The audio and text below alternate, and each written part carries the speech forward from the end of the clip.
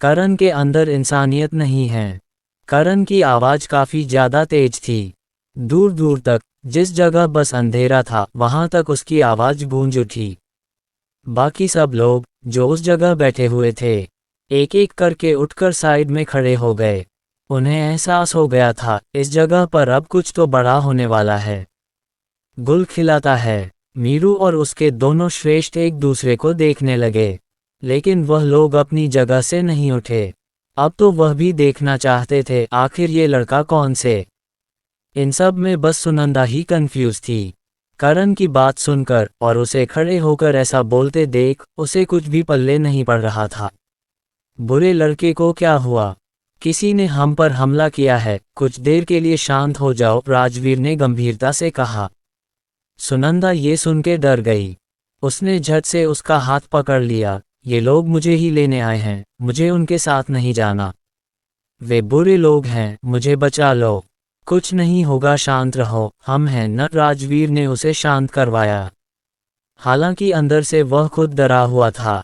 अभी जो हमला हुआ था, वह काफी साइलेंट हो गई होती था। उस जैसा आधे कदम का सम्राट भी उस हमले को भांप नहीं पाया था। शुक्र था उनके साथ करण था, वरना अब तक सुनंदा की गर्दन उसके धड़ से अलग। बहरहाल, करण बीच में खड़ा होकर वाइन का ग्लास हिला रहा था। फिर एक घूंट पीने के बाद उसने कड़क आवाज में कहा, जल्दी करो, सुना नहीं, मेरे पास समय की कमी है। चारों तरफ सन्नाटा फैला हुआ था। उसी दौरान अंधेरों में से एक तलवार हवा को फाड़ते हुए करण को खत्म करने आई। उसकी रफ्तार इतनी ज्यादा तेज थी, जिसका सामना तो खुद पहले चरण का भी नहीं कर सकता था। मगर करण ने अपनी एक उंगली आगे कर दी और सबकी नजरों के सामने करण की उंगली से टकराए, जिसके बाद सबको वह तलवार टुकड़ों में टूटती हुई नजर आई, जिसके टुकड़े आसपास के पेड़ों में जाकर धंस गए। बहुत खूब, तुम उतने ही ताकतवर हो जितना तुम्हारे बारे में सुना था, लेकिन इस जगह भी हम कमजोर नहीं हैं। एक आवाज सुनाई दी। सबने देखा कि अंधेरे में से एक आदमी बाहर आया। उसके चेहरे पर काफी सारे जख्म के निशान थे और कपड़े बिल्कुल टाइट, सिर पर बस चंद बाल थे, पर वह भी उसकी कमर तक लहरा रहे थे। उसके अगल बगल में और भी काफी सारे लोग थे, जिनकी संख्या पल पल बढ़ ही रही थी। सुपारी क्लब का घातक, ये इस जगह कैसे? मीरू के साथ वाले श्रेष्ठ ने हैरानी जाहिर की। मीरू ने पूछा, आप इसके बारे में जानते हैं? हाँ, ये सुपारी क्लब का मशहूर कातिल है। लोग इसे संकी भी कहते हैं। ये हर वो मिशन लेता है जो उसकी औकात के बाहर का होता है, और हर बार उस मिशन को पूरा भी करता है। फिर करण की तरफ देखते हुए बोले, एक मामूली से लड़के के लिए इतना बड़ा आदमी खुद आ गया है। ये लड़का वैसा नहीं है जैसा नजर आ रहा है। मीरू ने सिर हिलाया, उसे भी अब कुछ ऐसा ही लग रहा था। उधर करण ने उसको देखने के बाद डिवाइन फायर से चारों तरफ का इलाका देखा। उस जगह लगभग 100 से भी ज्यादा लोग थे, पर उन सब को देखने के बाद करण ने बड़ी निराशा के साथ कहा, आना ही था तो कुछ ज्यादा ताकतवर लोगों को साथ में लाते। इन्हें मारने में मजा भी नहीं आएगा। हाथों में अलग अलग हथियारों के साथ करण पर वार कर रहे थे। इसकी तो 4 किलर करण को घेर कर खड़े हो गए। उन्हें करण की बात बिल्कुल भी अच्छी नहीं लगी थी। वे चारों पहले चरण के सम्राट थे, जो अपने इसका घमंड तो इस जगह ही खत्म हो गया, मीरू ने सोचा।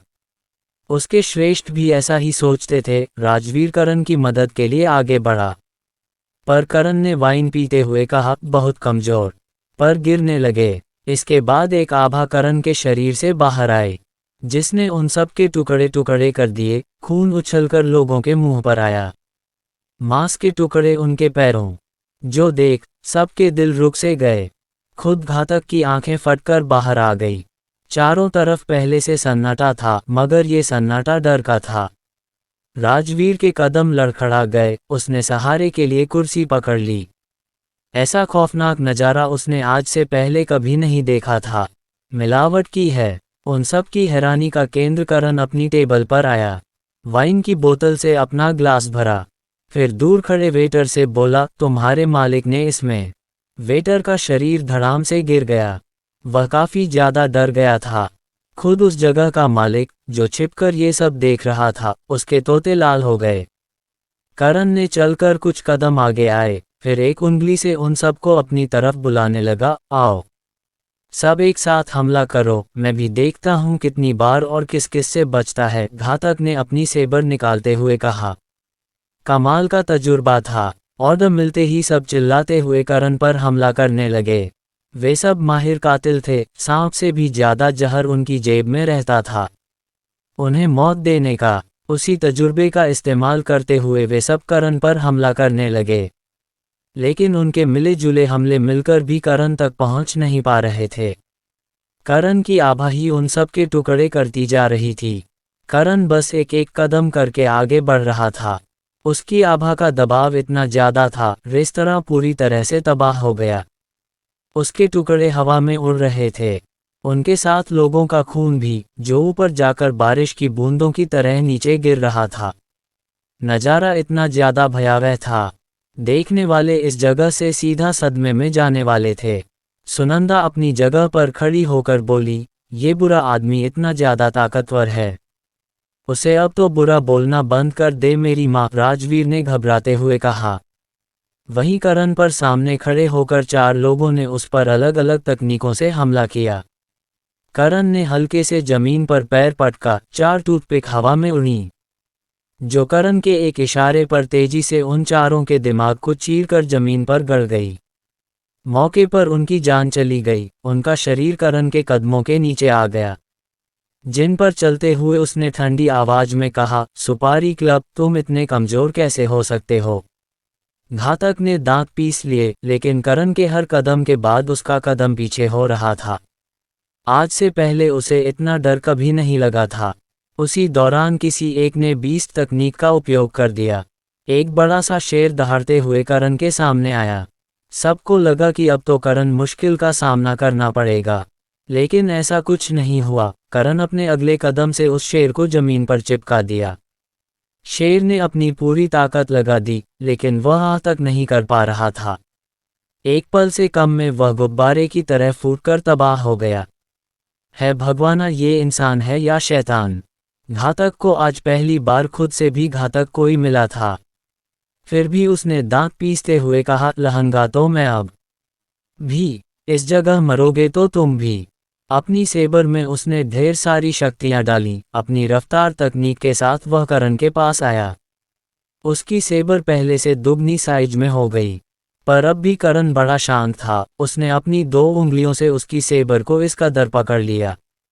घातक अपनी पूरी ताकत लगाने के बाद भी उसे हिला न सका। उसने फटी आंखों से करण को देखा, जो वाइन का एक घूंट मारने के बाद ठंडी आवाज में बोला, बहुत कमजोर। ऐसा कहते ही करण ने अपनी थोड़ी ताकत लगाई।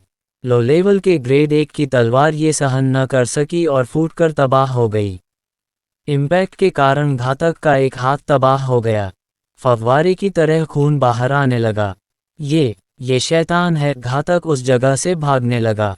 उसने अपने एक हाथ से दूसरे हाथ को दबा रखा था, इससे उसका खून कम बहा। घुटनों पर ला दिया, लेकिन करण उसे इतनी आसानी से कैसे जाने दे सकता था। वह अपनी जगह से गायब होकर सीधे उसके सामने आ गया और अपनी आभा के दबाव से उसे फिर एक कुर्सी पर बैठ के बोला, इस जगह पर तुम्हारा टॉवर कहाँ है। करण ने कसम खाई थी, वह सुपारी क्लब को पूरी तरह से बर्बाद कर देगा, जिसकी शुरुआत वह कर चुका था। अब एक और झटका देने का समय था। घातक ने दांत पीसते हुए कहा, तुम खुद को बहुत ज्यादा ताकतवर समझते हो, लेकिन तुमसे भी ज्यादा ताकतवर लोग हैं हमारे गुट में। भूलो मत हम कौन हैं। सुपारी क्लब हमसे पंगा लेने वाला खुशी से जी नहीं पाया। लंबी जबान है, करण ने कहा, और अगले ही पल घातक पर इतना तेज दबाव पड़ा कि उसकी जबान उसके मुंह से बाहर आने लगी। करण ने वाइन का ग्लास तोड़कर एक बड़ा टुकड़ा उसकी जबान में घुसा दिया। घातक चिल्ला पड़ा, मगर वह और ज्यादा चिल्लाता। करण ने अपने दबाव से उसका मुंह बंद कर दिया, जिस वजह से कांच का टुकड़ा उसके मुंह में दोनों तरफ धंस गया। पानी की तरह मुंह से उसका खून निकलने लगा। ये लड़का हद से ज्यादा बेरहम है। आखिर कोई इंसान इस तरह से किसी को सजा कैसे दे सकता है। ये तो इंसानियत के खिलाफ है, मीरू ने कहा। उसे किसी के मरने पर कोई फर्क नहीं पड़ता था। खासकर सुपारी क्लब के लोगों का। लेकिन इस तरह से जानवरों की तरह किसी को मारना भी अच्छा नहीं था। इससे इंसान का इंसान खत्म हो जाता है। बाकी सबका भी इसी तरह का विचार था। लोग करण के बारे में क्या सोचते हैं, इससे उसे कोई फर्क नहीं पड़ता था। उसने ठंडे स्वर में कहा, अब तुम मेरे किसी काम के नहीं हो। करण ने उसके सिर पर हाथ रखा, बालों को खींचकर उसका सिर उसके धड़ से अलग कर दिया। सबने अपने चेहरे फेर लिए, उनसे ये सब देखा नहीं जा रहा था। करण ने उनकी परवाह भी नहीं की। अपने हाथ साफ करके उसने उन बचे हुए लोगों को देखा जो अपने अपने घुटनों पर आ गए। करण अपनी जगह पर खड़ा हुआ और बिना बोले सब के सब मारे गए। बस उनमें से 2 लोग ही बचे थे जिनके पास करण गया। अपने टॉवर का पता बताओ, करण ने सीधा पूछा। एक आदमी ने हाथ जोड़कर कांपते हुए कहा, बताता हूँ, बस आप मेरे छोटे भाई को मत मारना। मैं आज ही इसे इस जगह लेकर आया था। इसने आज तक कोई खून नहीं किया है, कुछ मजबूरियों के कारण हमें ये सब करना पड़ रहा है। मैं आपके सामने भीख मांगता हूँ, कृपया करके मेरे भाई को मत मारना। मैंने पूछा, टॉवर कहाँ है? करण ने सख्त भाव के साथ कहा। आदमी ने सिर हिलाते हुए कहा, टॉवर तो भाग 4 में है, हमें बस आपको मारने का आदेश मिला था। इससे ज्यादा मैं सच में। करण ने ये सुना, फिर सिर हिलाया। नहीं जानता। दोनों भाई खरबूजे की तरह फट गए। आदमी और बाकियों को लगा कि करण ने उन दोनों को माफ कर दिया है। बस उनका ये सोचना हुआ और उसी समय इतना तेज दबाव उन दोनों पर पड़ा कि मुझे माफी की आशा कभी मत करना, करण ने गहरी आवाज में कहा। और जब करण ऐसा कह रहा था, उसके शरीर से दम घोंटने वाली नकारात्मक ऊर्जा निकल रही थी। ऐसा लग रहा था मानो अभी अभी कोई राक्षस जमीन फाड़कर बाहर आया हो। बहरहाल सब के सब करण से दूर होने लगे। करण ने मरे हुए लोगों की स्टोरेज रिंग हवा में उड़ाकर दूर खड़े रेस्तरां के मालिक की तरफ फेंक दी। मेरी वजह से जो भी नुकसान हुआ है उसकी भरपाई कर लेना, करण की बात पर मालिक ने अपने हाथ जोड़ लिए। करण ने ठंडी निगाहों से राजवीर को देखा, तुम्हारा गांव और कितनी दूर है? प प प पास में ही है। बस 2 घंटे का सफर है, राजवीर हकलाते हुए बोला। करण ने सिर हिलाया, अपनी ऊर्जा को अंदर समेटा। राजवीर और सुनंदा की भूख मिट गई थी, लेकिन फिर भी उन लोगों ने अपने खाने पर नजर डाली और उस जगह का नज़ारा देखकर वे लगभग गिर ही पड़े। ज्वाला पक्षी किंग और पिस्टल बिस्ट दोनों पूरा खाना चट कर गए थे और पिस्टल बिस्ट तो अब भी थाली चाट रहा था। उसका पेट फूलकर गुब्बारा हो गया था। इस जगह नरसंहार चल रहा था और ये दोनों खाना ठूस रहे थे। राजवीर और सुनंदा का मुंह अजीब सा हो गया। सुनंदा का दिमाग बेशक बच्चों जैसा था, लेकिन इन हालातों में तो वह खुद भूखी रह गई। पर ये दोनों बीस्ट तो मौका देखकर सब सफाचट कर गए, लेकिन इन दोनों के इतने छोटे से शरीर में इतना खाना गया तो गया कैसे? सुनंदा ने सोचा, और तभी उन दोनों बीस्ट ने तेज डकार मारी, जिससे 10 मीटर का इलाका कांप उठा। सब ने ये देखकर करण को देखा, फिर दोबारा से उन दोनों को देखकर सोचने लगे, जैसा मालिक वैसे उसके बीस्ट। बहरहाल कुछ समय बाद करण और उसके साथी उस जगह से निकल गए। रास्ते भर कोई किसी से बात नहीं कर रहा था। करण अपनी डिवाइन फायर का इस्तेमाल करके अब भी नज़र बनाए हुए था। सुंदर वन जंगल बहुत ही खतरनाक जगह थी। ऐसा सिर्फ लोग कहते ही नहीं थे, सच में वह जगह खतरनाक थी। तभी तो बस कुछ देर में करण का लगाया सुपारी क्लब को लग गया।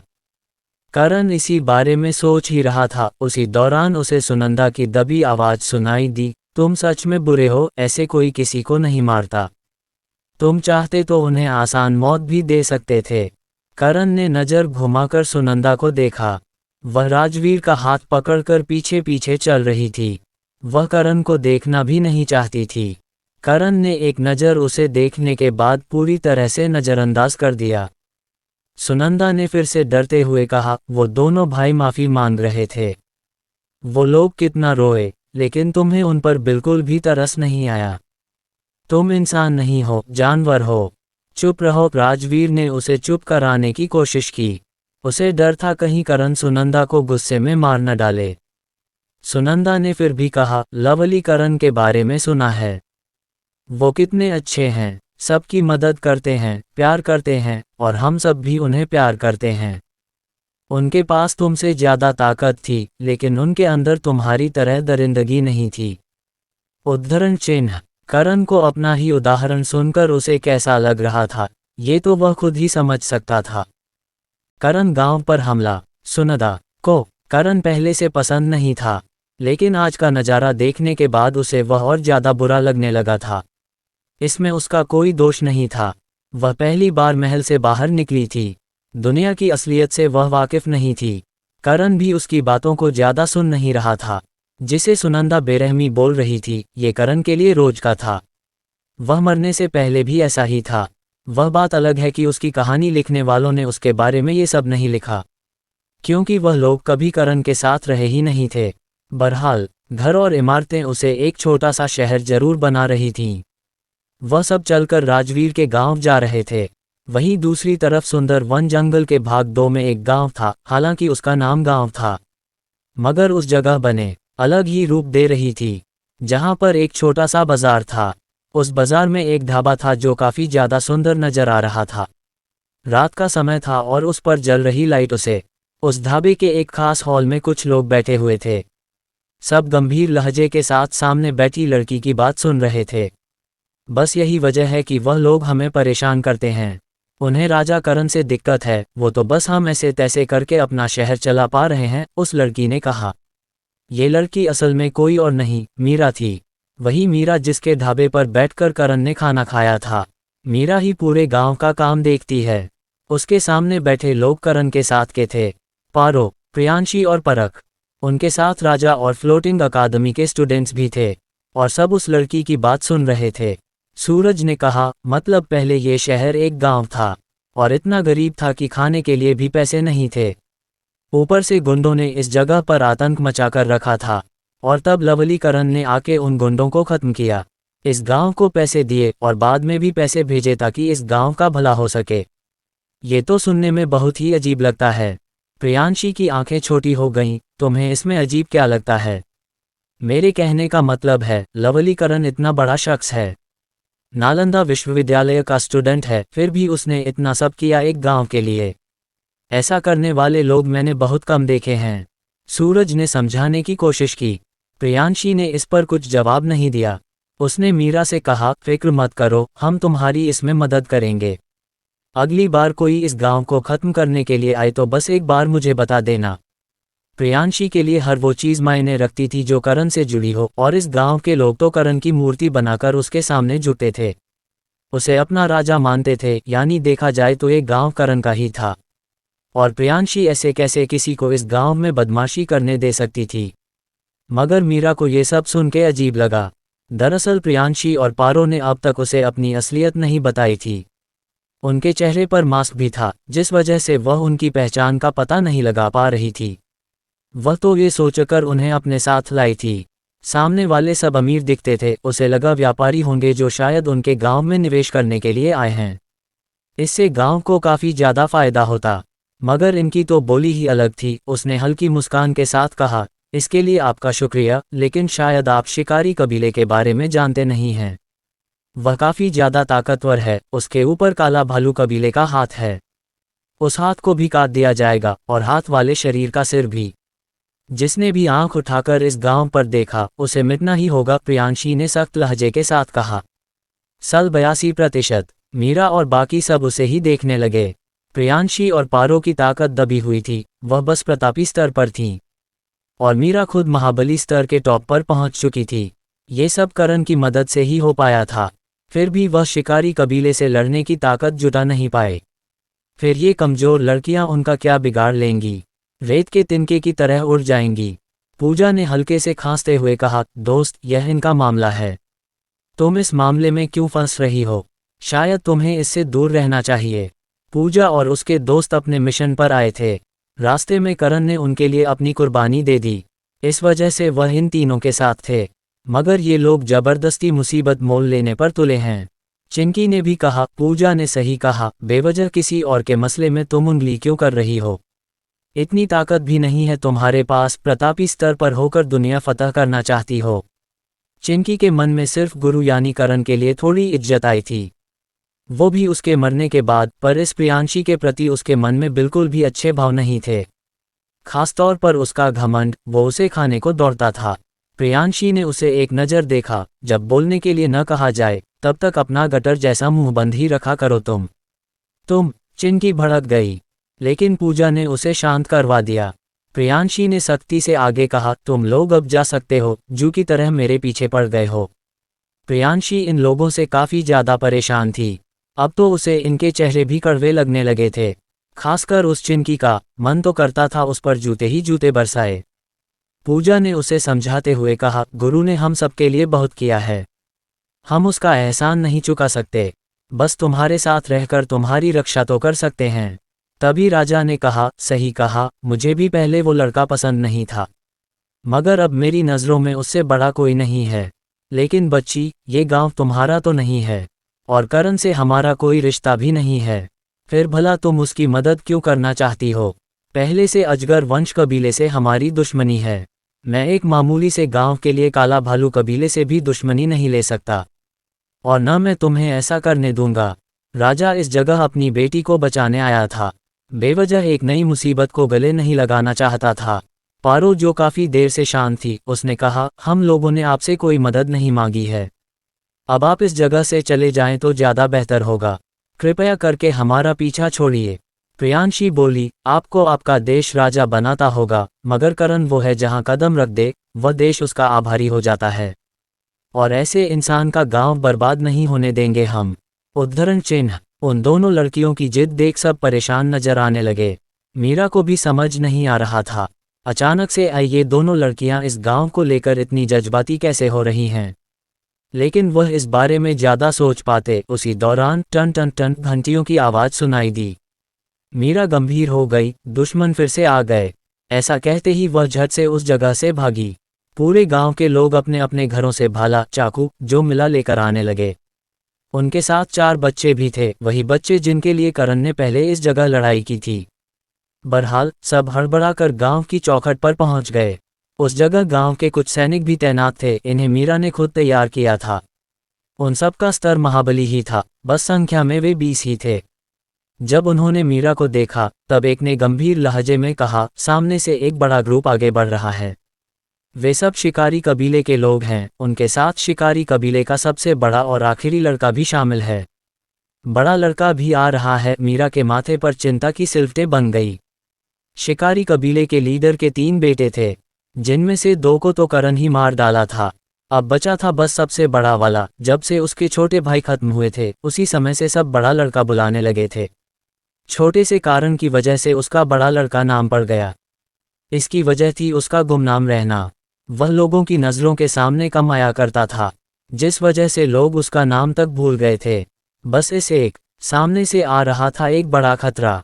मीरा ने जब ये सब सुना, उस वक्त तक प्रियांशी और बाकी सब भी उस जगह आ गए थे, पर इस बार उन्होंने उन पर बिल्कुल भी ध्यान नहीं दिया, क्योंकि और वह भी गया, आज इस गांव को बचाने वाले हाथ पीछे हट गए हैं।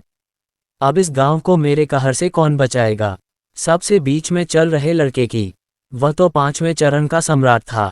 एक लड़के की आवाज़ गूंजी, सबने सामने की तरफ देखा। अंधेरों में से काफ़ी सारे लोग बाहर आ रहे थे। उन सब की ताकत सम्राट स्तर पर थी। खासकर करण इस जगह होता तो जरूर इसे पहचान लेता। उसने इस लड़के को एक बार पहले भी देखा था, जब वह परख की माँ से मिला था। मीरा ने जब उन सब की ताकत को देखा, तब उसके हाथ पांव फूलने लगे। उनके पास एक सम्राट नहीं था, और सामने थे 4 दर्जन भर सम्राट। उनकी ताकत में इतना ही अंतर था जितना एक गरीब और अमीर में होता था।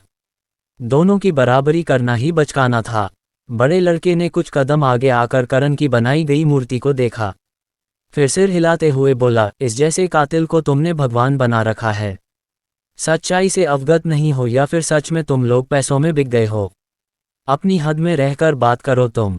हमारे राजा के खिलाफ एक शब्द नहीं सुनेंगे हम। मीरा ने दांत पीसते हुए कहा। बड़ा लड़का मुस्कराते हुए बोला, बोलने के लिए जिंदा रहोगे तभी तो कुछ बोल पाओगे। वो तो अभी देख लेंगे कौन जीता है और कौन मरता है। मीरा ने कलाई घुमाई और एक मिडिल लेवल की तलवार निकाल ली। या तो फिर तुम सब रहोगे या फिर हम सब, मीरा चिल्लाए और अपने साथियों के साथ आगे बढ़ी, पर ये देख बड़े लड़के ने अपना हाथ आगे किया, जिसके बाद उन सब पर भयानक दबाव पड़ा। मीरा के 20 सैनिक उस दबाव को रोक न सके, सब के सब कीड़ों की तरह जमीन पर लेट गए। बस मीरा ही उस दबाव को विफल करते हुए बड़े लड़के के पास पहुंची।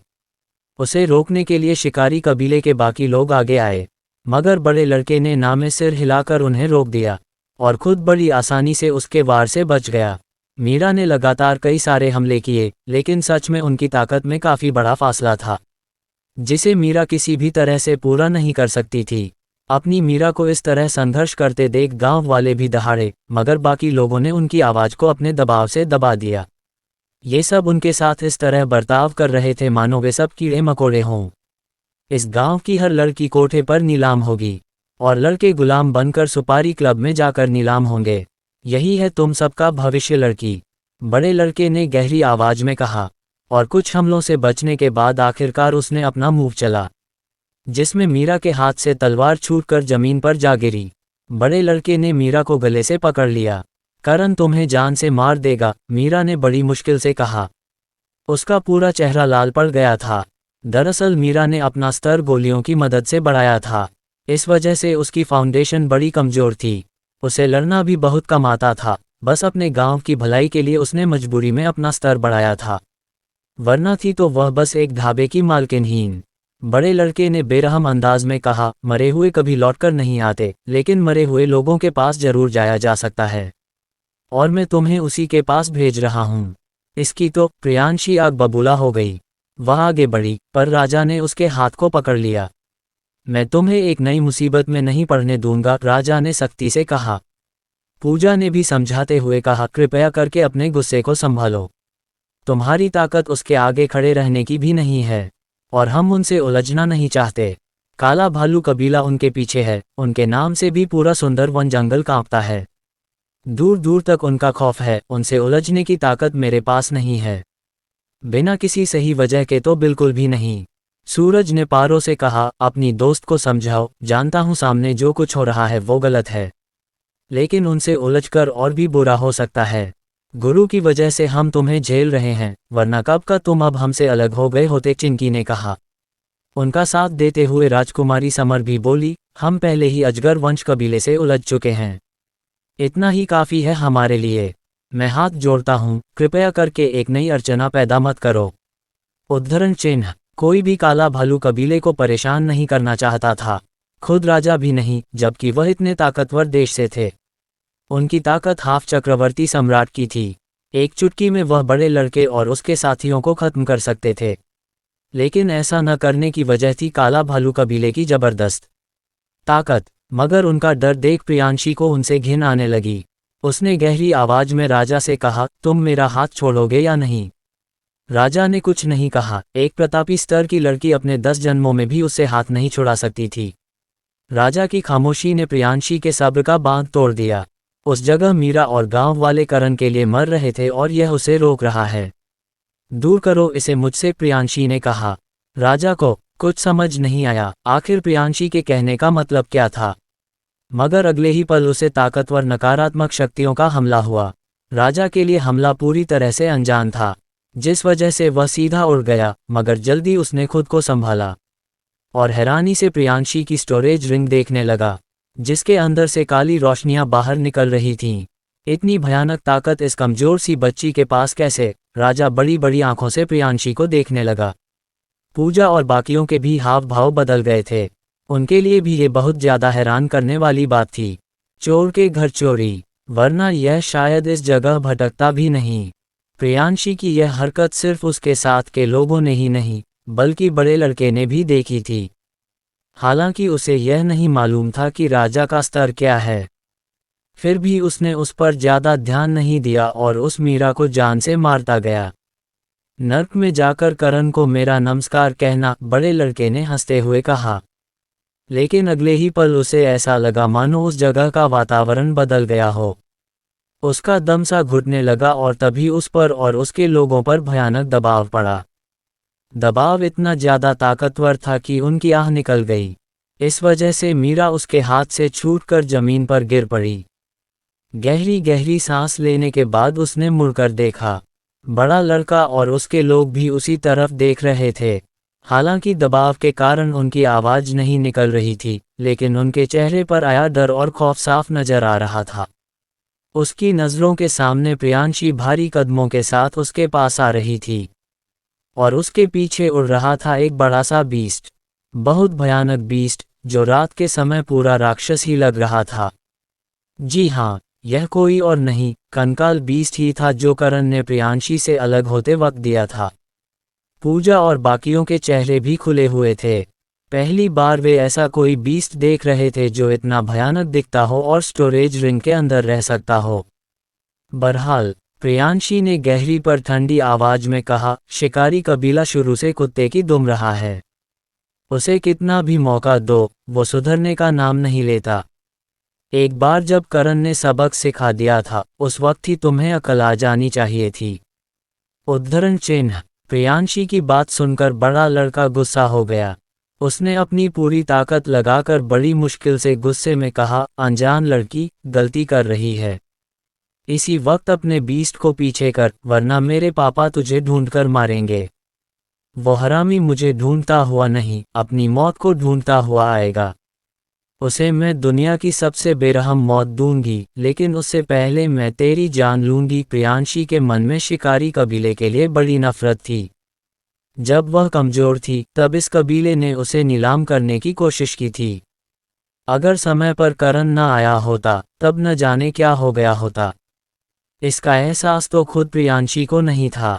अगर सच में उसके पास अपनी पूरी ताकत होती तो अब तक वह शिकारी कबीले में घुसकर उसका सर्वनाश कर चुकी होती। लेकिन कोई बात नहीं, बस एक बार अमृत धारा मिल जाए, उसके बाद इस शिकारी कबीले को वह खुद देख लेगी। तब तक के लिए इस बड़े लड़के को मारकर अपना गुस्सा कम कर लेती है। खत्म कर दो इसे और इसके नाजायज कुत्तों को, प्रियांशी ने गहरी आवाज में कहा। जो सुनकर कंकाल बीस्ट ने अपना मुंह खोला। एक शक्तियों की लहर बाहर निकली जो उन सब पर गिरी। डर से उनकी चीख निकली, लेकिन जल्दी वह चीख भी खत्म कर दी गई। उनकी बॉडी गलकर खत्म होने लगी। नज़ारा काफी बदसूरत था, मगर करण गांव के लोगों के लिए नहीं। वे सब तो प्रियांशी को देवी समझने लगे थे जो आसमान से सीधा जमीन पर उनकी मदद करने के लिए प्रकट हुई हो। मीरा और बाकी सब उसके सामने भागे आगे गए। उनके हाथ जुड़े हुए थे। मीरा ने नम आंखों के साथ कहा, हमारी मदद करने के लिए आपका शुक्रिया। आपका इतना बड़ा एहसान मैं किस तरह से चुकाऊंगी मुझे नहीं मालूम। आपने जो हमारे लिए किया है, हम उसे कभी नहीं भूल सकते। हाँ दीदी, आप सच में बहुत ताकतवर हैं। आप बहुत अच्छी हैं, आपने हमारी जान बचाई। और भी लोग प्रियांशी का शुक्रिया करने लगे। जो देख प्रियांशी ने हाथ हिलाते हुए कहा, इसकी कोई आवश्यकता नहीं है, तुम सबको अपने काम पर और ज्यादा ध्यान देना चाहिए। 20 सैनिकों के साथ एक गांव की रक्षा करना इस जगह नामुमकिन है। हमारे पास ज्यादा ताकतवर लोग नहीं हैं और हमारे पास लड़ने का अनुभव तक नहीं है। इस वजह से हम अपने गांव की रक्षा नहीं कर पा रहे हैं, मीरा ने कहा। इस पर प्रियांशी ने एक पल सोचने के बाद कहा, तुम सब सुंदर वन जंगल के रहवासी हो। आसपास कई सारे बीस्ट होंगे जिन्हें अपने घर की तलाश होगी।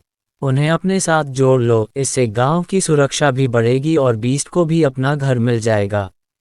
आप दल बनाने की बात कर रही हैं। आपका सुझाव तो अच्छा है, पर दल बनाने के लिए हमें एक लीडर की जरूरत है। और मैं या फिर हम में से ऐसा कोई नहीं है जो उसे लीड कर सके। बिना लीडर के हम दल कैसे बना सकते हैं, मीरा ने कहा। मीरा प्रियांशी की इस बात में काफ़ी इंटरेस्ट दिखा रही थी। एक दल में अलग अलग तरह के लोगों को जमा किया जा सकता था, लेकिन इसके लिए भी बहुत सी मुश्किलें थीं, जैसे खाने का इंतजाम, अच्छा कारोबार, पैसा, अच्छा इंफ्रा, हर तरह की फैसिलिटी जो लोगों को अपनी तरफ आकर्षित करे। प्रियांशी ने हल्की मुस्कान के साथ कहा, तुम्हें लीडर की क्या ज़रूरत है, तुम सबके पास पहले से एक लीडर है। सब भ्रमित हो गए, हमारे पास लीडर है। प्रियांशी ने हल्के से हंसते हुए कहा, अरे बाबा तुम्हारा करण, जब ये गांव उसका है फिर लीडर भी उसे ही मनाओगे न, और किसे मनाओगे। अब जाकर सबको बात समझ आई, पर मीरा ने कहा, मगर यह कहते हुए बड़ा बुरा लग रहा है। मगर हमारे राजा करण तो अब रहे नहीं, फिर किस तरह से वह हमारे लीडर बन सकते हैं? जब तक तुम्हें कोई योग्य लीडर नहीं मिल जाता, तब तक के लिए करण को ही लीडर बने रहने दो। उसका नाम भी इतना बड़ा है कि लोग खुद चलकर तुम्हारे दल से जुड़ना पसंद करेंगे। प्रियांशी जिस तरह से दल बनाने पर जोर दे रही थी, अगर करण ने ये देख लिया होता तो कसम से उसके मुंह से गालियां निकलतीं। लेकिन मीरा को उसकी बात बड़ी अच्छी लगी। उसने खुश होते हुए कहा, ये तो काफ़ी अच्छा है। फिर थोड़ा झिझक कर बोली, क्या आप हमारे इस दल से जुड़ेंगी? मीरा और बाकी सबने प्रियांशी के बीस्ट को देखा था। अगर प्रियांशी उनके साथ जुड़ जाए तो शिकारी कबीले से डरने की जरूरत ही नहीं होगी। उनका लीडर भी इस जगह नहीं भटकेगा। और काला भालू कबीला इस जगह से काफ़ी दूर था। एक छोटे से दल को तबाह करने के लिए वह इतनी मेहनत नहीं करेगा। मीरा और उसके गांव वालों को लग रहा था कि प्रियांशी इसके लिए साफ इनकार कर देगी। लेकिन प्रियांशी ने सिर हिलाते हुए कहा, ठीक है, अब से मैं इस दल का हिस्सा हूँ। और मेरी दोस्त भी, ये वाली। प्रियांशी ने पारो की तरफ इशारा किया। पारो आगे आए। मीरा और बाकी सब खुशी से खिल उठे थे। उन्होंने सोचा भी नहीं था कि आज की रात उनके लिए इतनी अच्छी हो सकती थी। उनके लिए यह आपदा में मौका सा मिल गया। उन्होंने पारो को भी देखा, उसकी ताकत भी प्रतापी स्तर पर थी। बेहद ही कमजोर, लेकिन अब उनमें से कोई भी उसे हल्के में लेने को तैयार नहीं था। मना मत कीजिएगा, मीरा ने इस खुशी के मौके पर कहा। फिर मैं आपसे रिक्वेस्ट करती हूँ, आप दल की पहली श्रेष्ठ बने और मिस आप दूसरी श्रेष्ठ, कृपया करके इस पद को। पारो को ये काफी अजीब लगा। उसने मन में कहा, अगर करण इस जगह होता तो कभी भूलकर भी प्रियांशी को पहला कदम नहीं बनाता। पारो सही थी, प्रियांशी बहुत ज्यादा घमंडी थी। उसे इतना बड़ा पद और ज्यादा घमंडी बना देता। ऊपर से उसका गुस्सा, ओ बाबा, उसके बारे में बात करना ही बेकार है। जलता हुआ अंगारा मुंह में ले सकते हैं, लेकिन उसका गुस्सा सहन न होता किसी से। पारो कुछ भी सोचे, मगर प्रियांशी ने घमंडी मुस्कान के साथ कहा, ठीक है, खैर, अब काम की बात पर आएं। जाकर पूरे सुंदर वन जंगल में खबर फैला दो। करण के दल में जुड़ने के लिए करण गांव में आएं। जी, इस काम को मैं अभी शुरू करवा देती हूँ, आप जब तक मेरे घर पर आराम कीजिए, मीरा ने कहा। तभी एक बच्ची ने आकर प्रियांशी का हाथ पकड़ लिया। दीदी, मैं आपके साथ चलती हूँ। आप जानती हैं, मैं न करण भैया से मिली हूँ, उन्होंने मुझे खाना खिलाया था। वह बहुत अच्छे हैं और बहुत सुंदर भी। ये तो मैं जानती हूँ, प्रियांशी मुस्कराए। उसी दौरान राजा और बाकी सब भी उसके पास आ गए। वे अब भी कंकाल बीस्ट को देखकर घबराए हुए थे। राजा ने कहा, ये तुम्हारा बीस्ट है, तुमने इसे अब तक कहाँ छिपा कर रखा था? अब तुम सबको हमारा साथ छोड़ देना चाहिए, प्रियांशी ने सख्ती से कहा। वह उनसे अब किसी भी मुद्दे पर बात नहीं करना चाहती थी। उन सबको नज़रअंदाज करके वह उस बच्ची के साथ चल पड़ी। उसके साथ पारो और परख भी। राजा और बाकी सब उससे कुछ कहना चाहते थे, पर उनसे पहले ही प्रियांशी ने बिना मुड़े कहा, फ्लोटिंग अकादमी और नालंदा विश्वविद्यालय के स्टूडेंट्स में सबसे बड़ा फर्क जानते हो तुम लोग। फ्लोटिंग अकादमी के स्टूडेंट्स डरपोक हैं और नालंदा विश्वविद्यालय के स्टूडेंट्स बहादुर। इसी वजह से तुम्हारा स्कूल सबसे पीछे आ गया है। गरिमा स्कूल के स्टूडेंट्स भी तुमसे ज़्यादा बहादुर हैं। पूजा और उसके दोस्त ये सुनकर खुश नहीं थे, मगर प्रियांशी सही थी। नालंदा विश्वविद्यालय के स्टूडेंट्स अगर एक बार मदद करने के लिए आगे बढ़े तो उनके दिमाग में ये कभी नहीं आता कि सामने वाला कौन है, कितना ताकतवर है, उसका बैकग्राउंड क्या है। उन्हें बस इतना मालूम होता है कि सामने वाले का खेल खत्म करना है। प्रियांशी आगे बोली, एक राजा का फर्ज होता है लोगों की भलाई करना, अपने से कमजोरों की रक्षा करना, यह एक राजा की मजबूरी होनी चाहिए।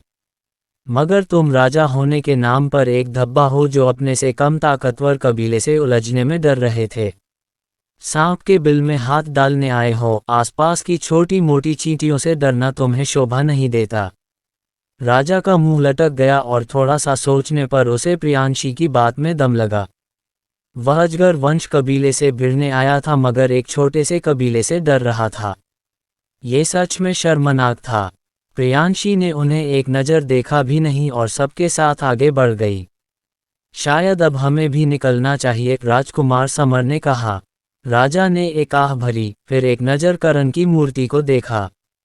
फिर दबी आवाज में बोला, ये लड़का मर चुका है मगर अब भी इस गांव के लोग उसे अपना राजा मानते हैं। राजा का सिंहासन महल के दरबार में नहीं, लोगों के दिलों में होना चाहिए। आज इस बात को मैं समझ गया हूँ। फिर अपने लोगों से जाने की हामी भरने लगा।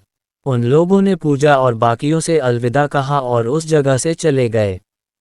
क्योंकि प्रियांशी के पास कंकाल 20 था, इस वजह से उसे उनकी ज़रूरत तो फिलहाल नहीं थी। पूजा ने भी कहा, हमें भी अपने मिशन के लिए निकलना चाहिए।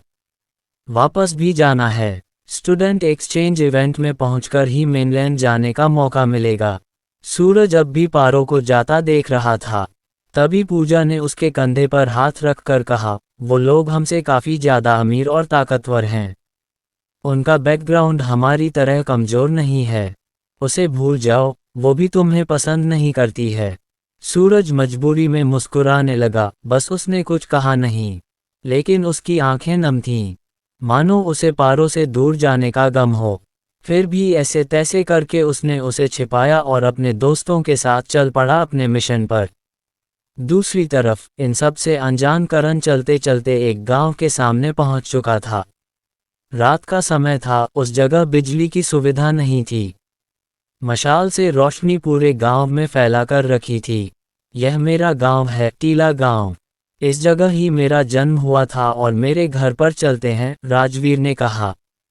और अपने साथ उन लोगों को गांव के अंदर ले आया। करण ने ध्यान दिया कि उस जगह कुछ घर पक्के बने हुए थे, कुछ पर पेड़ों को काटकर बनाए गए थे।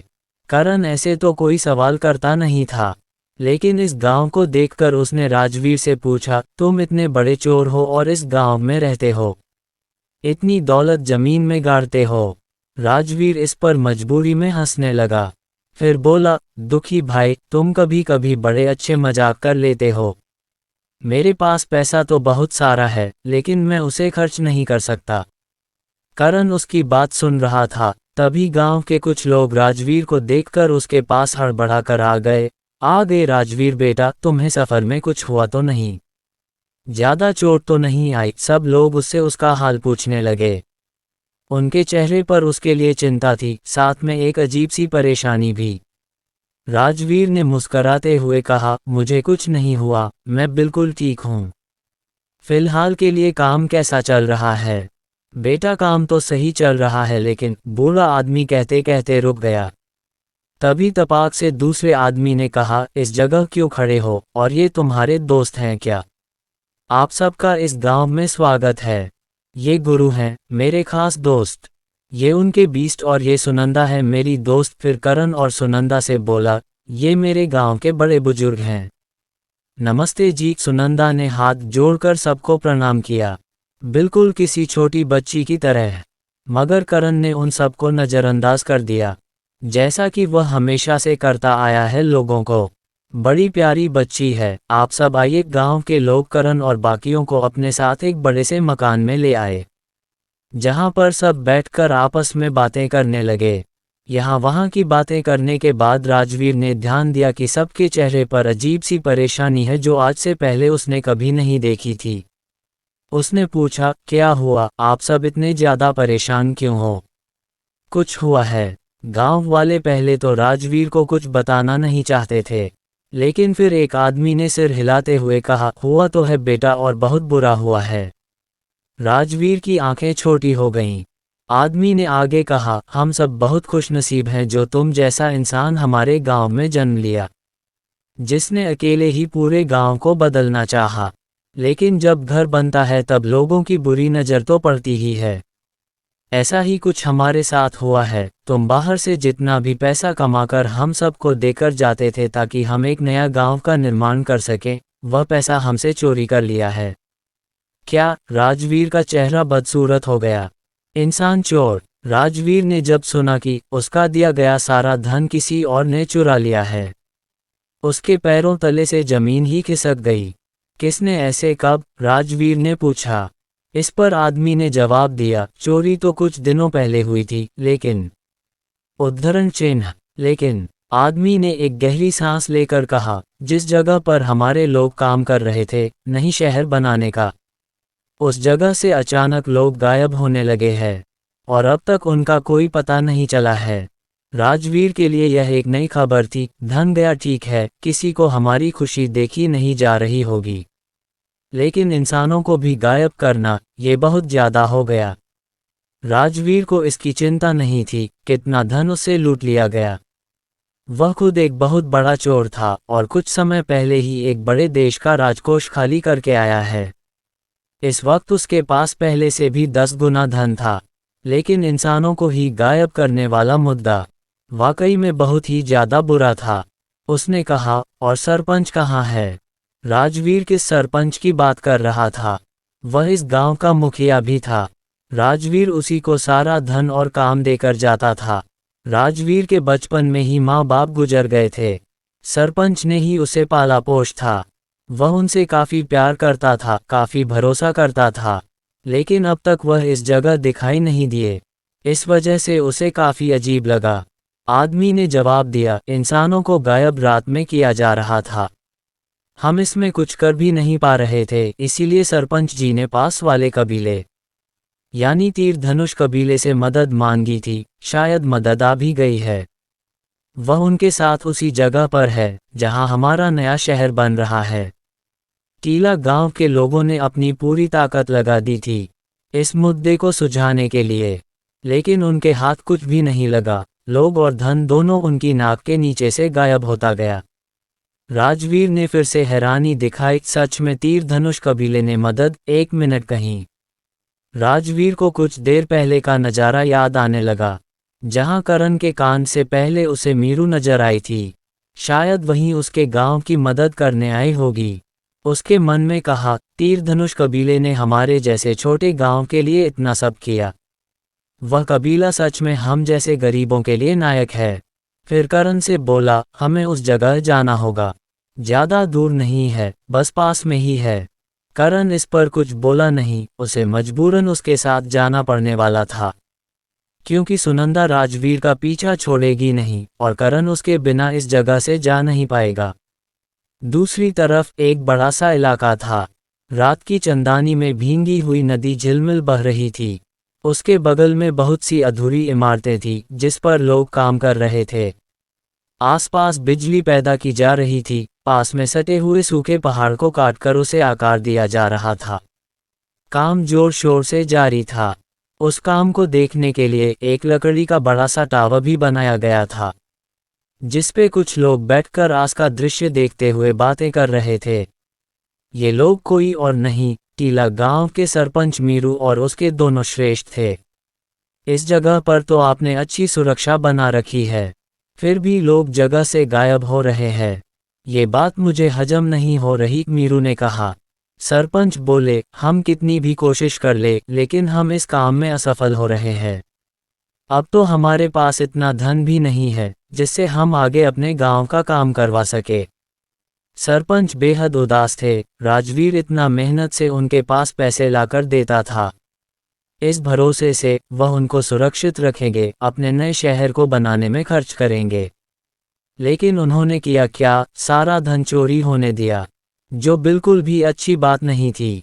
मीरू उन्हें उदास देख हल्की मुस्कान के साथ बोली, आप अपने शहर की फिक्र मत कीजिए, जितना को सकेगा मैं पापा से कह के आपके शहर में निवेश करने के लिए कह दूंगी।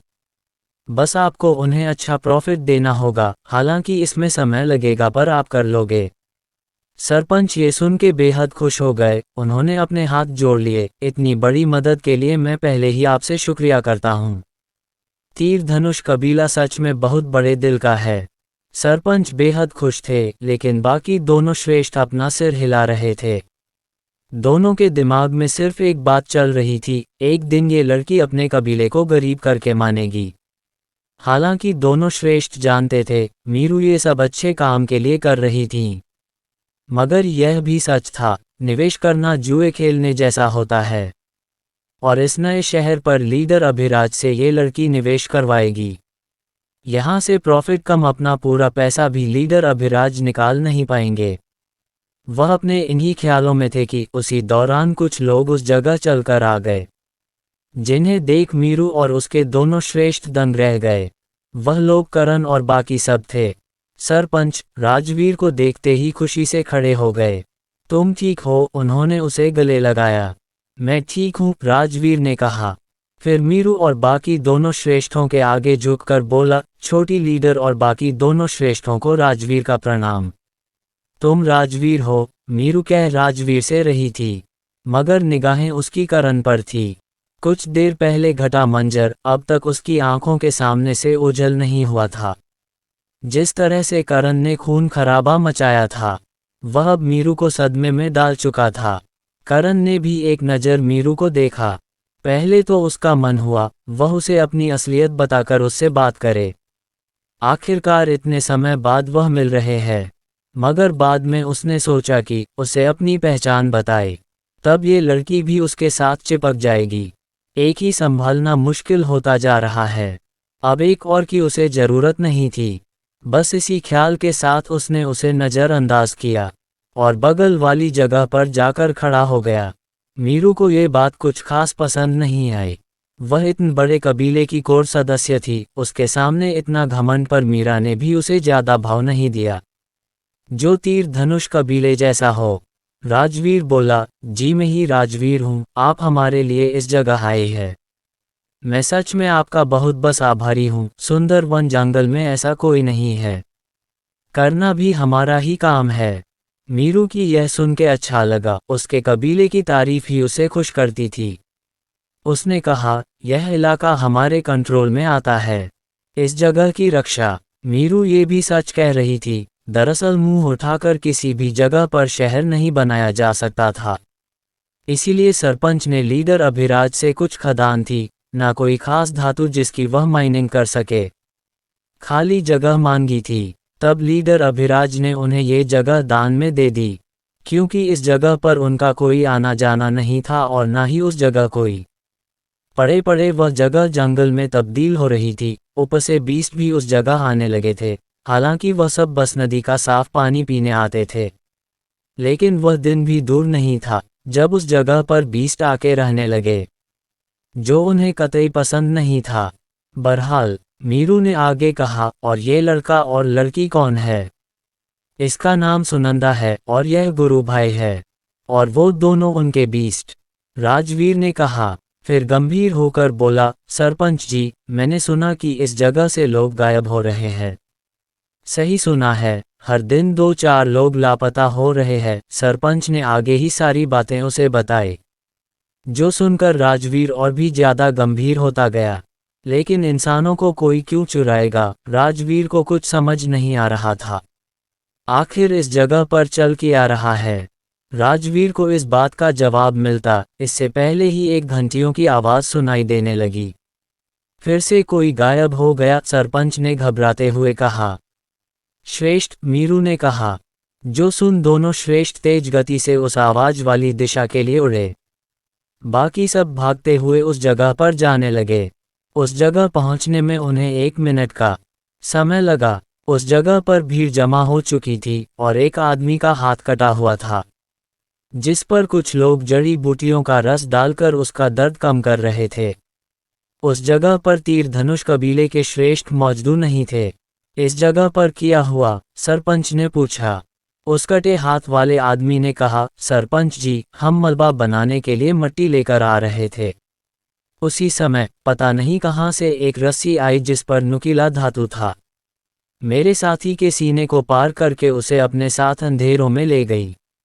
मेरे ऊपर भी उससे हमला हुआ, लेकिन मैं बच निकला, पर मेरा एक हाथ कटकर उसी जगह गिर गया। उद्धरण चिन्ह। ये किस्सा सुनकर तो आधे लोग डर से कांप उठे। सरपंच और बाकियों के भी चेहरे पर शिकन थी। मीरू ने पूछा, मेरे श्रेष्ठ कहाँ है? वो इस जगह आते ही पूर्व की दिशा में उड़ गए। यानी उन्हें वह इंसान चोर मिल वह है। मीरू ने अपने हाथों को घुमाया, एक बड़ा सा शक्ति चक्र बना, जिसमें से सुनहरे रंग का हिरण बाहर आया, जिस पर सवार होकर वह पूर्वी दिशा में तेज गति के साथ बढ़ी। सब ये नाजरा आंखें फाड़े फाड़े देखते ही रह गए। खुद करण भी हैरान था। 20 तकनीक को इस तरह से भी इस्तेमाल किया जा सकता है, ऐसा मैंने पहले क्यों नहीं सोचा था। लेकिन इसका घाटा भी बहुत ज़्यादा है, इससे ऊर्जा की खपत ज़्यादा होगी। फिर भी आपातकालीन स्थिति के लिए ये तरीका अच्छा है, करण ने सोचा। करण ने आज तक ऐसा इसीलिए नहीं सोचा था क्योंकि उसके पास ज़्यादातर बड़ी बीस्ट तकनीक है, जिसमें बीस्ट सिर्फ लड़ना जानते हैं, खौफ से मौत देना जानते हैं, जैसे वेल वाली तकनीक या फिर वह विंटर ड्रैगन हिप्पो बीस्ट। इनकी सवारी करना तो दूर की बात, ऐसा सोचना भी टेढ़ी खीर था। बहरहाल राजवीर भी मदद के लिए जाना चाहता था, मगर उसके पास भी ऐसा कोई बीस्ट नहीं था, ना उसके पास इतनी रफ्तार तकनीक थी। उसने आसपास नज़र घुमाई। उसकी नज़र ज्वाला पक्षी किंग पर पड़ी। वह हड़बड़ाकर उसके पास पहुंचा, फिर बड़ी विनम्रता के साथ बोला, मुर्गे भाई, मुझे उन लोगों की मदद के लिए जाना है। कृपया करके मुझे उनके पास पहुंचा दो उड़ाकर। सरपंच और उसके लोग ये सुनकर लगभग लड़खड़ा ही गए। इस जगह एक आदमी चोरी कर लिया गया, एक का हाथ काट दिया गया। माहौल इतना ज़्यादा गंभीर है और इस उल्लू को मस्ती छाई है। एक नाजुक से मुर्गे से उड़ने की मदद मांग रहा है। मुर्गे का इसे उड़ाकर लेकर जाएगा। यह उसके नन्हे नहाने पैर बिजली की गति से दौड़ोगे। इस बार की ट्रिप पर इसे सिर में चोट तो नहीं आई, सरपंच ने सोचा। पर तभी उसे मुर्गे का जवाब सुनाई दिया, जो सुन के तो वह सच में गिर ही पड़े। तुम्हारे बाप का नौकर हूँ या ट्रांसपोर्ट स्टेशन का बीस्ट, जलाकर कर खाक में बदल दूंगा। ज्वाला पक्षी किंग गुस्सा हो गया। वह ज्वाला पक्षी किंग था। लाल ज्वालामुखी के आसपास लोग उसका नाम सुन के भटकते भी नहीं थे। सबके लिए वह रहस्यमय राक्षस बना हुआ था और यह बकरे की छठी औलाद उस पर सवारी करेगा, एक जीते जगाते ज्वाला पक्षी किंग पर। मूर्ख के नखरे देख राजवीर ने करण से कहा, दुखी भाई, अपने बीस्ट को मेरी मदद के लिए बोलो ना। वो मेरा बीस्ट नहीं है, करण ने कहा। करण सही तो कह रहा था, ना ज्वाला पक्षी किंग उसका बीस्ट था, ना पिस्टल बिस्ट। दिल से वह चाहता भी नहीं था उसके पास ऐसे बड़बोले बीस्ट हो। जितने थे उनमें ही उसकी मौत आती थी। राजवीर उदास हो गया। उसने मन बनाया कि वह दौड़कर ही उनका पीछा करेगा, लेकिन इससे पहले कि वह ऐसा करता था, उसके कपड़ों को पीछे से किसी ने पकड़ा। फिर एक प्यारी सी आवाज़ सुनाई दी, मैं तुमको लेकर चलती हूँ, मैं उड़ना सीख रही हूँ ना भी है। राजवीर ने खौफ भरी निगाहों से पीछे मुड़कर देखा। सुनंदा प्यारी से मुस्कान के साथ उसे ही देख रहे थी। राजवीर एक पल उसे देखता ही रहा, पर अगले ही पल, मुझे नहीं जाना तुम्हारे साथ, मैं दौड़कर जाऊंगा। राजवीर खुद को छुड़वाने की कोशिश करने लगा, मगर सुनंदा उससे ज़्यादा बड़ी स्तर की थी। बेचारा हाथ पांव पटकने के अलावा कुछ खास कर नहीं पाया। डरो मत, मैंने 2 दिन उड़ने का आभास किया था। देखना मैं कैसे उस लड़की से पहले उन बुरे लोगों तक तुम्हें पहुंचा दूंगी। तुम मुझे ऊपर पहुंचा दोगी, जाने दो मुझे। माफ करो डायन, छोड़ मुझे। राजवीर काफी चीखा चिल्लाया। सुनंदा ने उसकी एक न सुनी और अपनी शक्तियों का इस्तेमाल करके हवा में जाने लगी। अरे ये लड़की तो उड़ सकती है, इतनी सी उम्र में सम्राट स्तर पर है ये। सरपंच और बाकियों के होश उड़ गए, मगर वहीं होश अगले ही पल अजीब से भाव में बदल गए, क्योंकि सुनंदा ज़्यादा ऊंचाई जा नहीं पा रही थी, बस एक बड़े से पेड़ तक उड़ पाने में सक्षम थी। इतनी ऊंचाई के साथ वह तेज गति से आगे बढ़ी, पर पट राजवीर लगातार पेड़ों से टकराने लगा। कभी उसके मुंह पर पड़ती, कभी पेट पर डर से तो वह तब सहम जाता जब कुछ नाजुक से पेड़ के पत्ते उसके खास ऑर्गन को सहलाते हुए निकल जाते। 50 मीटर के सफ़र में ही उसकी हालत परे हुए कुत्ते जैसी हो गई। आंखों में थे बस आंसू, जबान पर सुनंदा के लिए गालियां, मन में खास ऑर्गन टूट फूट कर खराब ना हो जाए इसकी दुआ। सरपंच और बाकी सब कभी एक दूसरे को देखते थे, कभी दूर जाते, मौत से सामना करते राजवीर को। एक आदमी ने कहा, ये दुश्मन तक पहुंचते पहुंचते खुद टपक जाएगा। मुझे भी कुछ ऐसा ही लगता है। सब अपना सिर हिलाने लगे, मगर करण ने अपना सिर पकड़ लिया। इस लड़की को जरा सा भी चैन नहीं है। एटएल 82%। करण के लिए सुनंदा अब सिर का दर्द बनती जा रही थी। अब उसे समझ आ रहा था, राजा इसे बाहर इसे निकलने नहीं देता था। इसकी हरकतों से परेशान होंगे वो। करण ने एक गहरी सांस ली, खुद को संभाला और फिर खुद भी उसके पीछे उड़ गए। अरे अपना भाई उड़ गया, जल्दी चल, उसकी मदद करके हीरो बन जाएंगे, पिस्टल बिस्ट ने कहा। ज्वाला पक्षी किंग ने सिर हिलाया और अपने छोटे छोटे पंख को फड़फड़ाकर करण के पीछे उड़ गया। यह मुर्गा तो सच में उड़ सकता है। सरपंच और बाकी आज बहुत ज्यादा अजीब महसूस कर रहे थे।